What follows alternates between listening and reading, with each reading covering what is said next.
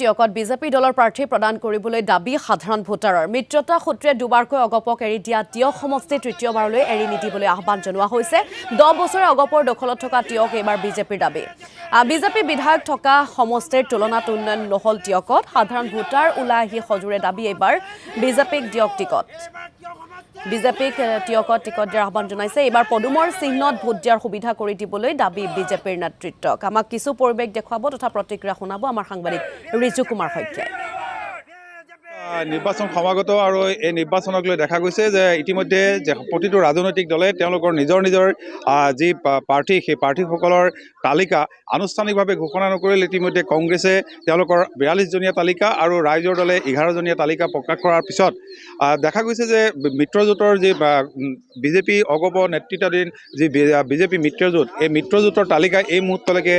প্ৰকাশ কৰা নাই আৰু প্ৰকাশ নকৰিলেও কিন্তু অনানুষ্ঠানিকভাৱে বা ইতিমধ্যে বহুলভাৱে প্ৰচাৰ হৈছে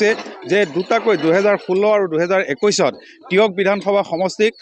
অগপ দলক এৰি দিয়াৰ পাছত 2026 চনত কোনো কাৰণতে অগপ দলক এৰি দিয়াত পক্ষপাতী নহয় বিজেপি কৰ্মীসকল আৰু তাৰে বহিঃপ্ৰকাশ ঘটিছে এই মুহূৰ্তত মই উপস্থিত আছোঁ টিয়ক বিধানসভা সমষ্টিৰ অন্তৰ্গত জাজিমুখৰ হাতীশাল অঞ্চলত মোৰ সহযোগী দেখুৱাইছে সামগ্ৰিক দৃশ্য এইসকল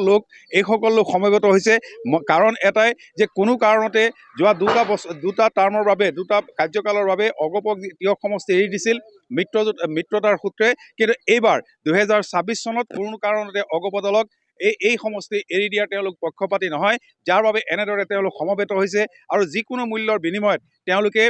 বিজেপি দলক তেওঁলোকে টিকট দিয়াটো বিচাৰে প্ৰাৰ্থিত্ব প্ৰদান কৰাটো বিচাৰে বহু আছে মই তেওঁলোকৰ কাষলৈ জানিম তেওঁলোকৰ মনৰ কথা জানিবৰ চেষ্টা কৰিম কি ক'ব 2016 2021 অগপ আৰু বিজেপিৰ মিত্ৰতা সূত্ৰে অগপক দি দিয়া হৈছিল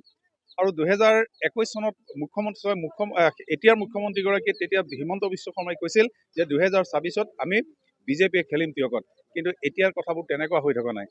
হয় নমস্কাৰ আপোনালোকৰ চেনেললৈকে পোনপ্ৰথমে ধন্যবাদ জনাইছোঁ নিশ্চয় টিয়ক সমষ্টিৰ টিকেট দিয়াটো এতিয়ালৈকে অনিশ্চয়তা হোৱাৰ কাৰণে আমি টিয়ক সমষ্টি ৰাইজে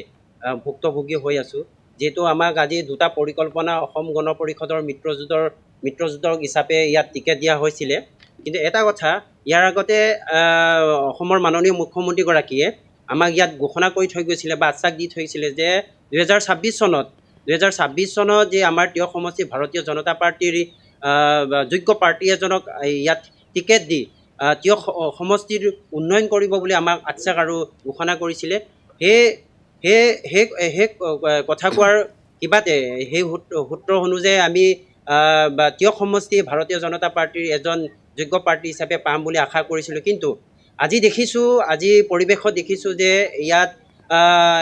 একচুৱেলি আমাৰ টিয়ক সমষ্টিত অনিশ্চয়তা হৈছে সেইকাৰণে ৰাইজে ক্ষুব্ধ হৈছে হোৱাৰ কাৰণে অগপক কোনো কাৰণে এবাৰ নামানে